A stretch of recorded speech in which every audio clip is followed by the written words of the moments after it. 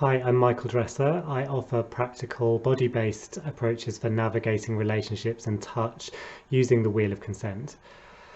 And something that I've been noticing coming up a lot recently, both in my one-to-one coaching and in my workshops actually, is when people want to expand their comfort zone, but they get a bit scared or a bit unsure about whether to do something or not. And this is something I notice can also come up and happen a lot in life, right? So often there'll be something that I'm kind of curious about or interested in, or maybe even something that I really want, but it feels a little bit edgy. Like I might want to try being touched in a particular way, but it's not something I've done before, and so I'm a little bit nervous about trying it in case I don't like it.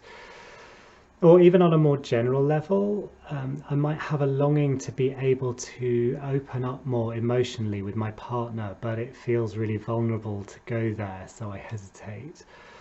And so then I can end up feeling a bit stuck, like not quite knowing what to do about it.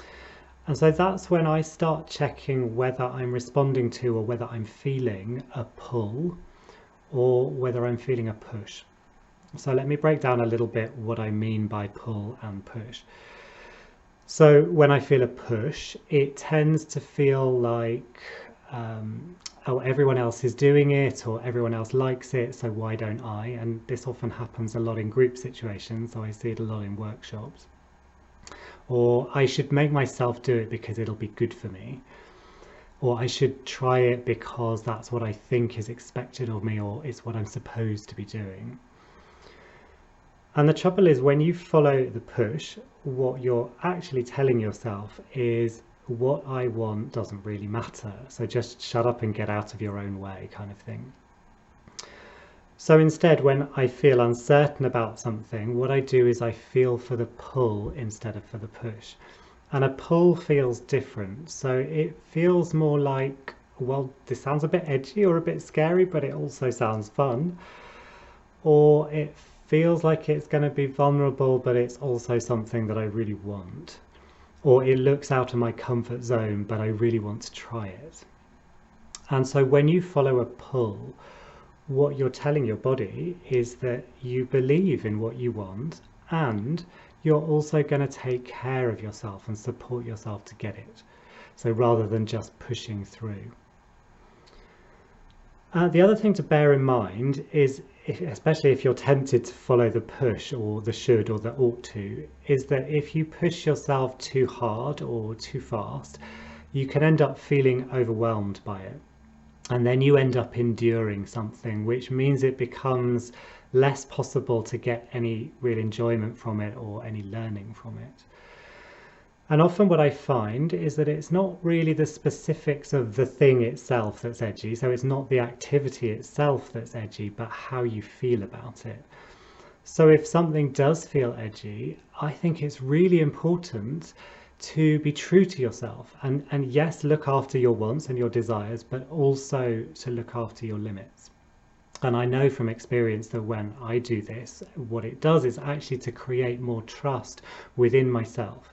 And actually it's this self-trust that really enables me to expand myself and to explore new things with as much safety as possible. And of course, the safer you feel, the more it becomes possible to enjoy something. So if you're trying to figure out, is what I'm feeling a pull or a push, or if you're not sure which one to follow, here's a couple of tips that you might find useful to check in with yourself about. So firstly, do you need more time to consider this thing? So when you slow down and you don't try to rush too fast, it gets easier to really notice how you really feel about something. Or do you need more information? So sometimes when something feels a bit scary, that can be because we don't know enough about what's involved. Or do you need to put some limits in place beforehand? So for example, you might be up for it as long as your face doesn't get touched, or maybe you might be up for it as long as you know that you can say stop at any point. Or do you need to get more comfortable?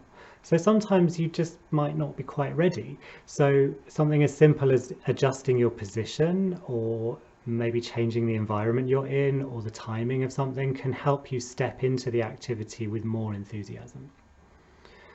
So starting to bring awareness to all of this, to whether what you feel is a pull or a push, and then making sure you follow the pull can really make a huge difference to how easily you're able to expand your comfort zone and expand into your comfort zone.